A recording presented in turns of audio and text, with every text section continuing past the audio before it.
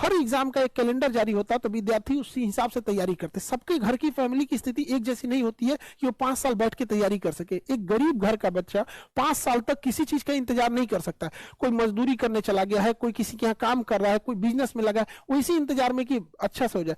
UP और बिहार की mentality अलग है। यहाँ पर क्या है कि उतना पैसे के संसाधन नहीं है कि सब लोग बिजनेस कर सके।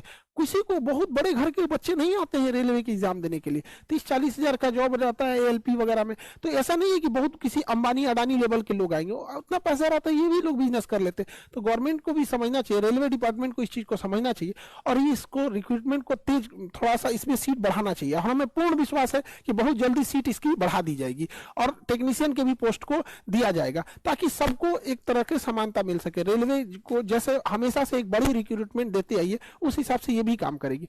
और जो विद्यार्थी लोग ये कह रहे थे कि कई विद्यार्थियों का कहना है कि फिजिकल प्रोटेस्ट, देखिए वो फिजिकल प्रोटेस्ट कोई रास्ता नहीं है, क्योंकि फिजिकल प्रोटेस्ट में आप भीड़ में जाएंगे और आप भीड़ का फायदा कोई दूसरा इंसान उठा लेगा। क्योंकि ये चुनाव का वर्ष है, तो कई बार ऐसा होगा कि आपके भीड़ का राजनीतिकरण इस्तेमाल हो जाएगा, फिर उससे आपको कुछ नहीं मिलने वाला है। आपके भीड़ में कोई असामाजिक तत्व तो घुसेगा, वो उपद्रव करेगा, आप लोग इसमें पीस जाएंगे। हम लोग आपका भला ही सोचते हैं, इसीलिए हम आपको समझाते हैं कि कई बार आप लोग को उतना चीज नहीं समझ पाते कि आपके भीड़ का कोई गलत फायदा उठा लिया, तो फिर गवर्नमेंट को लगेगा तो उपद्रवी हो गए हैं यहाँ पे, फिर आपकी बात नहीं सुनी जाएगी। और पूरे रेलवे डिपार्टमेंट से भी है कि भैया आपको 20-20 लाख ट्वीट किए जाते हैं, करोड़ में ट्वीट जाते हैं, कम से कम ध्यान दिया कीजिए। यहाँ अगर कोई हीरो ट्वीट कर दे कि उसका कुत्ता खाना नहीं खाया है, किसी को बिल्ली को ठंडा लग गया, तो उसको ब्रेकिंग न्यूज दिखा दिया जाता है। तो न्यूज वाले लोग आपका चौथा स्तंभ है, मानते हैं कि चौथा स्तंभ टूट चुका है, लेकिन कुछ तो ध्यान दीजिए ताकि इन बच्चों का मांग जायज है। आप क्या करेंगे क्या नहीं करेंगे, एक प्रेस रिलीज कर दीजिए और बच्चों से भी कहेंगे कि शांति बना के रखेंगे। अभी आपको डिजिटली माध्यम से सरकार को बताना है, क्योंकि 26 जनवरी की वजह से पूरा शासन प्रशासन भी 26 जनवरी में ही बिजी था, जिस वजह से हम भी इस चीज को समझते हैं। हालांकि सीटों की संख्या बहुत जल्दी बढ़ा दी जाएगी और हम लोग से जितना हो सकता है हम लोग आपको उतना करने के लिए तैयार है। विद्यार्थी लोग, हमारे पास बहुत सारे स्टूडेंट ऐसे आते हैं जो कह रहे थे सर इतने कम वैकेंसी में हम लोग तो सुसाइड कर लेंगे लोग।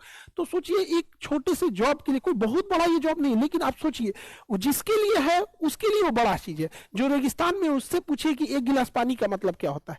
जिसके यहाँ पानी अवेलेबल है उसको पानी की कीमत नहीं समझ। सोचिए एक जॉब के लिए हमारे पास बच्चे आए थे कल रात में, कह रहे सर हम सुसाइड कर लेंगे, रोने लगे थे सब। हमारे पास में क्या चीज रहता है, हम तो बस पहुंचा ही सकते हैं।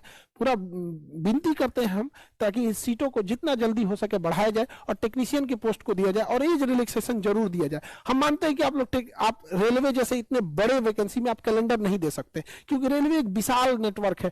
कहां पे कौन रिटायर होना है, कौन रिजाइन दे दिया, इसका लिस्टें बनाने में साल भर लग जाता है। तो कैलेंडर अगर नहीं दे सकते तो एटलीस्ट वैकेंसी की संख्या बढ़ा दीजिए और एज रिलैक्सेशन दे दीजिए। यहाँ पर यही कहना है। बाकी विद्यार्थी लोग से, हम लोग से जितना हो सकता है हम आपको करेंगे। जो गरीब विद्यार्थी हैं, कई बच्चे कहना है कि फीस को लेके, देखिए फीस लेके